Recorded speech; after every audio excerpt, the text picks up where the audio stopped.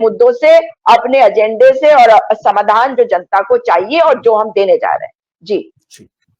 Gujarat police में बहुत सारे एम्प्लॉई हैं जो कॉन्ट्रेक्चुअल टाइप के काम करते हैं, उनमें अधिकारी भी हैं, एएसआई भी हैं, हेड कांस्टेबल भी हैं और सिपाही तो बेशुमार हैं जो कॉन्ट्रेक्चुअल पर है। जी, ट्रैफिक वार्डन्स तो मुंबई में भी हैं, क्या मुझे मालूम है वो। खैर, यहाँ पर मैं सुशील जी के पास आऊं उससे पहले बता दूं कि कल सुबह इसी चैनल पर देखिएगा एक सनसनीखेज खबर है। आर्मी के एक टेंडर के ऊपर बहुत बड़े ऑब्जेक्शंस आए हैं। वो विसल ब्लोअर जो है वो आर्मी के ही है, एक रिटायर्ड कर्नल हैं। 20 करोड़ के जूते सियाचिन के जवानों के लिए खरीदे जा रहे थे, एक पर्टिकुलर जो -50 डिग्री टेम्परेचर सह सके, गर्मी भी सह सके, उनके अंदर बर्फ भी ना जाए, पानी भी ना जाए, फिसले भी नहीं बर्फ के अंदर। 23,500 पेयर्स हैं जूते के, जिसके अंदर प्रक्रिया में बड़ी बेईमानी हुई है और उससे हड़कंप मचा हुआ है अंदर आर्मी के अंदर। 20 करोड़ का सौदा है और उसे मोदी सरकार अपनी एक फेवरेट जो फर्म है जूते बनाने वाली उसको देना चाहते हैं। तो ये एक नया एक क्या कहते हैं कि पूरा कांड उजागर हुआ है, जिसके बारे में आप सुबह इसी चैनल पे एक बड़ी विस्तृत रिपोर्ट देखिएगा। सुशील दुबे जी। एक सर मैं बता दूं बीच में, एक मध्य प्रदेश के अंदर भी सीबीआई ने घोटाला किया है कॉलेजेस के बारे में। 308 कॉलेज की रिपोर्ट सबमिट की गई थी जनवरी में, उसके अंदर सीबीआई के लोग खुद जो है वो घोटाला कर रहे थे। उसमें जो सीबीआई का एक डीएसपी है वो भी पकड़ा गया है और हाई कोर्ट ने ऑर्डर किए हैं जिसके अंदर 23 आदमी अरेस्ट हुए हैं। जी, इसमें कोई शक नहीं है। और पिछले 10 सालों में जो सीएसडीएस की भी रिपोर्ट है, भारत के अंदर भ्रष्टाचार बढ़ा है, कम नहीं हुआ है। सुशील दुबे जी, मैं आपसे एक विस्तारित अंतिम टिप्पणी के लिए आता हूं कि चुनाव का अब क्या परिदृश्य है, उत्तर प्रदेश में क्या परिदृश्य है। 14 सीटें और फिर 14 सीटें, ये कुल मिला के 6ठे और 7वें चरण की है। और जो आप साथ में इस पूरी चुनावी परिचर्चा में जोड़ना चाहें, चुनाव आयोग को मिला के, स्वागत है आपका। दिनेश जी नमस्कार, मैं लेट आया थोड़ा सा, इसके लिए मैं क्षमा चाहता हूँ आपसे। कोई बात नहीं। हमारे अरुण भाई मित्र बैठे हैं, चलिए अपने हिसाब से तो मैं शुरुआत यूँ करूंगा कि आप एक हड़कंप, आप बेशक आप हड़कंप मचा रहे हैं और आप ऐसे कुछ चैनल और कुछ बोलने वाले धाकड़ लोग ना हो तो 4 जून को हड़कंप नहीं बचते जा रहा है 4 जून को। ये जो आपने कहा ना वो आर्मी की खबर पे हड़कंप मचेगा, कोई इस देश में 14 के बाद कोई हड़कंप पड़कंप नहीं मचता। अगर हड़कंप मचना होता तो जो 1,07,00,000 वोटों का हिसाब किताब छुपा हुआ है, जो अभी मैं चीफ इलेक्शन कमिश्नर पूर्व कुरैशी जी को सुन के आ रहा हूँ, वो करे गैर जरूरी बात है। फॉर्म 17 सीध होता है, उसके बाद तो सब चीजें क्लियर हो जाती है, उसी वक्त क्लियर हो जाती है। 5-5 दिन, 6-6 दिन, 7-7 दिन का मतलब क्या है? ये संदेह में देश को क्यों डाल रहा है राजीव कुमार? Z+ मिला है भाई 4 दिन पहले, तो अब कोई हड़कंप कहाँ मचा है? कुछ DRD वाले जो है वो कुछ डाल दिए उसमें, ADR वाले उसमें डाल दिए सुप्रीम कोर्ट में, और हम आप चिंता कर रहे हैं? कहीं कुछ चिंता कर रहा है? कोई चिंता नहीं कर रहा है। जहां पर तत्काल डाटा आ जाए आपके साथ, तत्काल आ जाए, और दूसरा फॉर्म होता 1 घंटा 2 घंटा लेट, वहां पर 6-6 दिन आप वो मिला रहे हैं कि कितना % वोट पड़ा, कितने नहीं पड़ा, और 1 करोड़ पहले चरण में 1,07,00,000 वोटों का अंतर है। अब आप समझिए दिनेश जी, मैंने 14 में महसूस किया था कि वो चौकीदार हैं, गरीब माँ के पुत्र हैं, भिक्षा मांग के खाई है, क्या है, तो बड़ा दया था अंदर, उनके अंदर बड़े, उनके लिए मेरे मन में बड़ी श्रद्धा भावना थी। लेकिन आज मैं समझता हूँ तो जब बड़े बड़े लोग ये बात बोलते हैं तो मैं बड़ा कंफ्यूज हो जाता हूँ कि मैं करूं क्या, चाहूं किसको और पहचानूं किसको। जब कोई कहता है कि राम मंदिर वाले चंपत राय कहते हैं कि राम विष्णु का अवतार है, तो मैं एज ए सनातन हिंदू बड़ा व्याकुल हो जाता हूँ। जब वो नड्डा कहते हैं कि देवताओं को देवता, एक आदमी भिक्षा से देवता बन गया नड्डा के बकौल।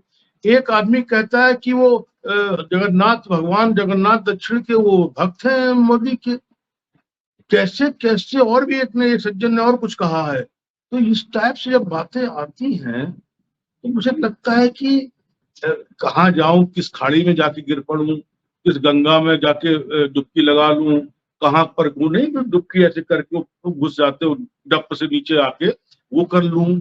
लेकिन मुझे तैरना आता नहीं है, बेवजह मेरी हत्या वो हो जाएगी मेरी। जो दिनेश जी, बड़ा पूरा देश में बड़ा वो दिक्कत है। मैं आपके चैनल में कई बार बोल चुका हूँ, अब भी बोल रहा हूँ, क्या मजाक और क्या प्रहसन बना के रख दिया गया है। और किसने रखा है? हमने इस देश ने, हमने नेहरू जी को नहीं देखा है, नेहरू जी के बाद हमने सबको देखा है। मैं सीनियर सिटीजन हूँ, सबको देखा है, बड़े नजदीक से देखा है। इधर राजीव जी के बाद तो हमने बहुत ही नजदीक से देखा, लेकिन ज्यादातर लोगों में 90% एक ही वस्त्र विन्यास होता था, एक ही भाषा होती थी, एक ही सोच होती थी। देश ऊपर होता था, धर्म नीचे होता था, उसके बाद संविधान ऊपर होता था। 14 के बाद तो सब नष्ट भ्रष्ट हो गया है। हिंदू नया हिंदू हो गया, नया राजनीति हो गई, नई बीजेपी हो गई, नया सिस्टम हो गया, नया प्रेस हो गया, नया इलेक्ट्रॉनिक मीडिया हो गया। अब आपको हम इस पे बात बताएं तो ये ऐसा हुआ है, मैंने आपसे कई बार कहा है तो अब फिर कह रहा हूँ, 14 में आए थे और अब जो है तो देश ने 10 साल बहुत बर्दाश्त कर लिया। कोई रीजन बता सकता है कि ब्लैक मनी खत्म कर देंगे? अभी झारखंड में एक मंत्री का 30 करोड़ रुपया उसके घर से, उसके नौकर के यहाँ से, किसके यहाँ से नगद 500 का नोट निकला है। 2000 बंदी कर चुके हैं हमारे विश्व गुरु, 1000 बंदी कर चुके हैं विश्व गुरु, कारण कुछ नहीं है। और अभी 3 दिन पहले आगरा के जूते वाले क्या, 56 करोड़ रुपया मिला है। ये दो तो बारगी अभी की है। बाकी रेलवे में अफसर क्या कितना मिला, IT अफसर क्या कितना मिला, उसका कितना मिला। तो ये 500 के नोट आ कहां से रहे अगर इन्होंने बंद कर रखा है ब्लैक मनी? ये क्या, ये जनता नहीं समझ रही, नहीं देख रही है। वो सो कार्ड व्हाइट कार्ड वाटर वो कलर वालों को छोड़ दीजिए, जो जनता इसमें बुढ़ासे पे बांध के और यहाँ पर रख के रुमाल और पंगोछा और नंगे पैर चप्पल में वो वोट जो कर रही है ना उत्तर प्रदेश में, पसीने आ जाएंगे। ये गिनती करने वालों को पसीने आ जाएंगे। कितने वोट बढ़ा लोगे?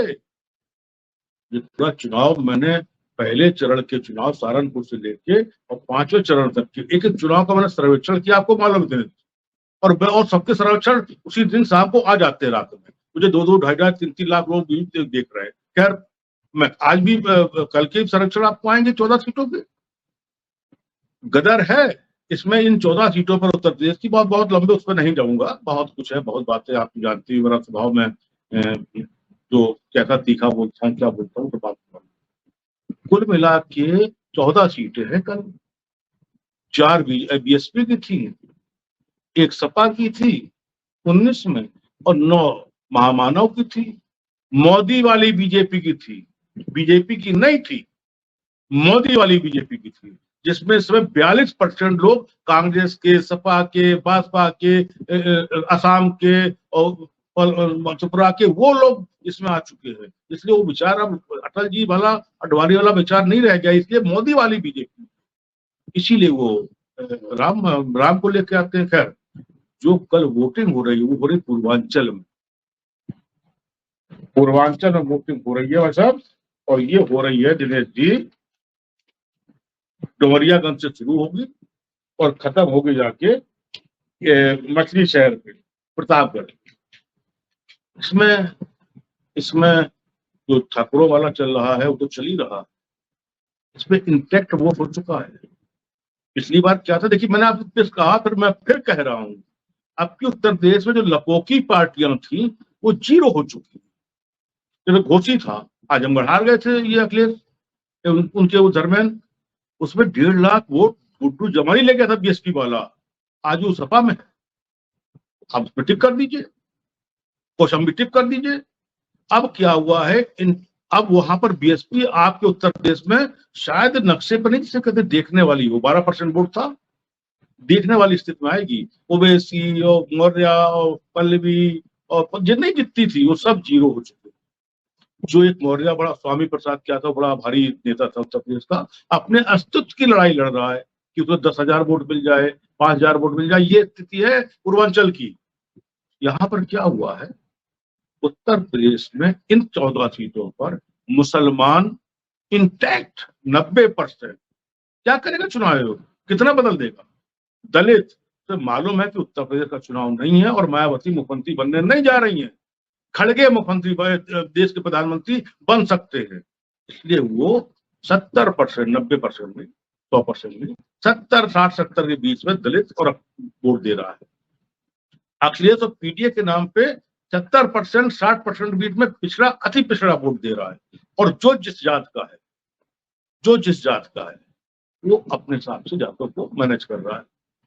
स्थिति ये है कि 9 सीटों में से अगर 4 भी आ जाएं डायरेक्ट फाइट में, तो ये महामानव, अब आप समझिए, देखिए डुमरियागंज में आप समझिएगा, अरुण जी बैठे, इनको मालूम होगा, और मैडम आई हैं, इनको शायद इनको भी जानकारी होगी। आप समझिए दिनेश जी, कितना ये भयावह स्थिति है देश की, चुनाव की, उत्तर प्रदेश की खासतौर से। डुमरियागंज का चुनाव हुआ, पूरा हो रहा है, कल उसकी वोट पड़ेगी, वहां पर वो बैकवर्ड और सब मिलके है वो पूरा। 2 बार के सांसद पाल साहब लड़ रहे हैं। पाल साहब के आप आश्चर्य करेंगे, पाल साहब के आप गृह मंत्री, प्रधानमंत्री, मुख्यमंत्री, डिप्टी सीएम यूपी के दोनों, और कितने सांसद विधायक लगे हुए हैं।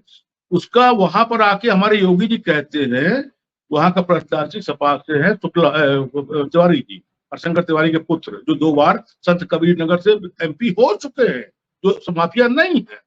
वो कहते हैं ब्राह्मणों लतिया के इनको भेज दिया जाए।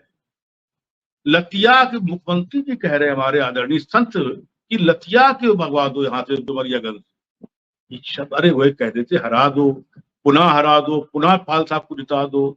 एक ये भाषा मर्यादा होती है, ये बहुत कुछ चल गया है। फिर दूसरी बार 2 दिन बाद पाल साहब कहते हैं, वहां के जो बीजेपी प्रत्याशी हैं, 4 जून को रावण का वध होगा। अब रावण को मैं तो रावण के बड़ा प्रिय हूँ उनका, उस पात्र का, मैं उनको पूजो आराध्य मानता हूँ। मेरे लिए भगवान है लंकेश। हम तो जय लंकेश कहते हैं, हम जय श्री राम नहीं कहते, हम जय राम जी कहते हैं, जय लंकेश कहते हैं। अब बताइए क्या स्थितियां हैं ये। अगर हम 7 साल में ये बता पा रहे कि हमने क्या विकास किया, इसलिए हमें वोट दो। देश का महामानव कहता है कि मंगलसूत्र बचाने के लिए वोट दो, और दुकान बचाने के लिए, और भैंस बचाने के लिए वोट दो। देश का जिस आदमी ने 14 में कहा था, दिनेश जी, जिस व्यक्ति ने कि मैं देश नहीं बिकने दूंगा, अब वो मंगलसूत्र, दुकान और मकान बिकने की, मतलब बचाने की बात कर रहा है कि बचाने नहीं बिकने, वो लूटने दूंगा। कहां पर आ गए हम लोग, कहां पर आ गए हम लोग। और चुनाव आयोग की जो स्थिति है, चुनाव आयोग क्या ये नहीं संज्ञान में ले सकता है जो घली घली हम अपने मतदाताओं का खुद ही नेता, हमारा देश का प्रधानमंत्री और मुख्यमंत्री वो कर रहा, अपमान कर रहा है। कैसे 5 साल में एक बार वोट देने आते हैं। आप कहोगे कि जो वोट उसमें जाएगा वो पाकिस्तान में खुशी मिलेगी। अगर राहुल यहाँ हिंदुस्तान के नागरिक नहीं है, अगर राहुल यहाँ पर पीएम बनेंगे मान लो, तो पाकिस्तान में बड़ी खुशी मिलेगी, शुभकामनाएं मिलेगी। ये अपमान किसका है? ये चुनाव आयोग का अभियान नहीं है। अभी केजरीवाल के लिए लेकर कहा मुख्यमंत्री पीएम ने कि वो पाकिस्तान, अरे 19% वोट गुजरात में पाए हैं, तो क्या गुजरात में भी 19% लोग पाकिस्तानी है रह रहे हैं? क्या पंजाब में भी पाकिस्तानी रह रहे हैं? क्या मुख्यमंत्री दिल्ली पाकिस्तानी है या पाकिस्तानी विचारधारा का है? ये देश सीख रहा है, समझ रहा है, सुन रहा है, और 4 को कितना भी चुनाव आयोग चाह ले, कितना भी चाह ले चुनाव आयोग, अब नहीं, बहुत हो गया। इसलिए आप तैयारी रखिए, बाकी सब ठीक है। जिंदाबाद। जनता जनार्दन है, उसमें कोई शक ही नहीं है। और समय समय पर भारत की प्रबुद्ध जनता ने वो फैसले दिए हैं जिसने बड़े बड़े सूरमाओं को चौंका दिया है। और मैं समझ के चलता हूं कि भारत की प्रबुद्ध जनता एक बार फिर से 4 जून को वो फैसला करने जा रही है जो देश की दशा और दिशा ही नहीं बदलेगा, बल्कि कहीं ना कहीं एक ऐसा प्रधानमंत्री हमें देगा जो संवेदनशील भी होगा, जो भारत को जानता होगा, और हम भारतीयों की भावनाओं का सम्मान भी करेगा कि हम एक नागरिक हैं और हम वी द पीपल हैं। शुक्रिया आप सबका, दर्शक मित्रों, सुशील जी, अरुण जी, सुजाता पॉल जी, धन्यवाद।